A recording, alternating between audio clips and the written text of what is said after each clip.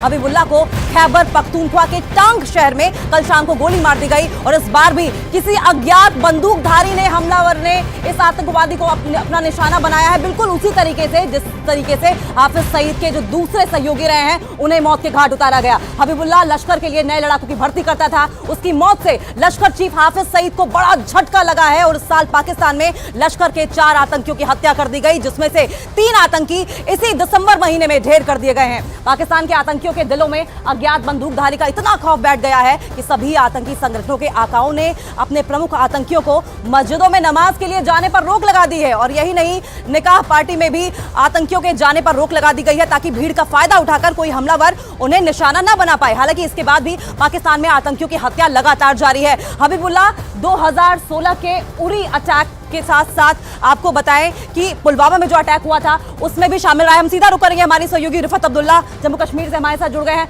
रिफत, हाफिज सईद का एक और करीबी, पाकिस्तान का एक और दुश्मन ढेर।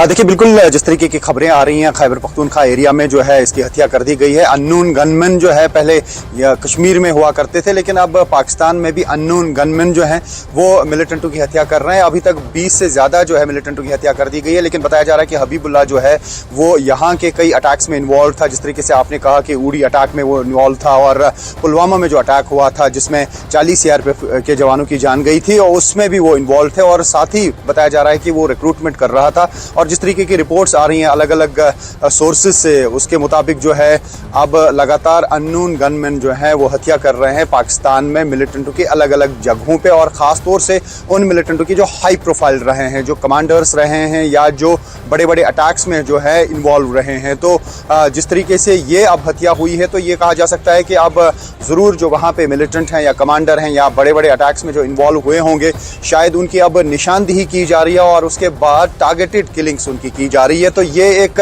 नया सिलसिला पाकिस्तान में अब देखने को मिल रहा है कि अननोन गनमैन वहाँ पे जो हैं जाहिर हो गए हैं और वो अब मिलिटेंटों की, चाहे वो लश्कर हो, HM हो और बाकी जो मिलिटेंट संगठन हैं, उनके कमांडरों की हत्या कर रहे हैं। बहुत बहुत शुक्रिया रिफत आपका इस तमाम जानकारी के लिए। लेकिन जिस तरीके से इन तमाम आतंकियों की हत्या की जा रही है, एक बात तो साफ है कि पाकिस्तान में अब जो आतंकी हैं, मिलिटेंट्स हैं, उनकी घिग्गी बंदी हुई है। इन आतंकियों को मॉर्निंग वॉक तक पर जाने से मना कर दिया गया है, किसी शादी समारोह में जाने तक से मना कर दिया गया है। हबीबुल्लाह वही आतंकी था जिसे आपको बताएं कि 2016 का जो उरी अटैक था उसमें शामिल था, जिसका बदला सर्जिकल स्ट्राइक से भारत ने भी लिया था। अब आपको बताएंगे कौन था हबीबुल्लाह। आतंकी संगठन लश्कर-ए-तैयबा का प्रमुख आतंकी था, लश्कर चीफ हाफिज सईद का बेहद करीबी था, लश्कर के लिए नए लड़ाकों की भर्ती करता था। हबीबुल्लाह को खान बाबा के नाम से भी जाना जाता था और लश्कर के लिए नए लड़ाकों की भर्ती करता था। देखिए 2016 में उरी अटैक, जिसका हम बार बार जिक्र कर रहे थे, उरी अटैक की साजिश में भी शामिल था। 2019 में पुलवामा हमले में भी शामिल था हबीबुल्लाह और इसके अलावा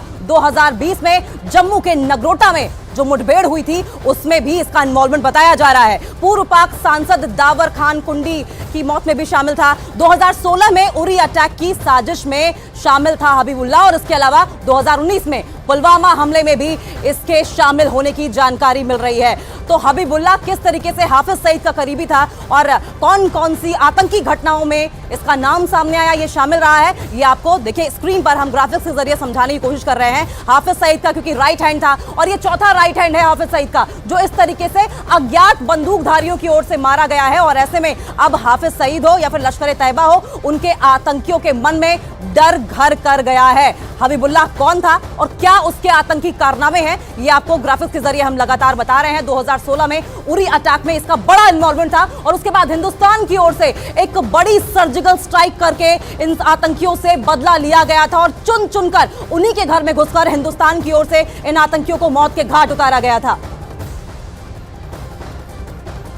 और ये पहला मौका नहीं है जब पाकिस्तान में किसी आतंकी की ऐसे हत्या हुई हो। अब आपको ये बताते हैं कि पाकिस्तान में कब और किस आतंकी की हत्या की खबर मिली है। एक के बाद एक पाकिस्तान में इसी तरह से अब आता है। दिसंबर 2023 में लश्कर आतंकी हबीबुल्लाह की गोली मारकर हत्या कर दी गई और एक बड़ी खबर भी है पूरी दुनिया भर के लिए। और यही खबर हम आपको बता भी रहे हैं, लेकिन दिसंबर 2023 में ये पहला मौका नहीं है जब किसी आतंकी की ऐसे वहां पर हत्या की गई हो। दिसंबर 2023 में लश्कर आतंकी अदनान अहमद की भी ऐसे ही हत्या की गई थी और पीछे कौन था?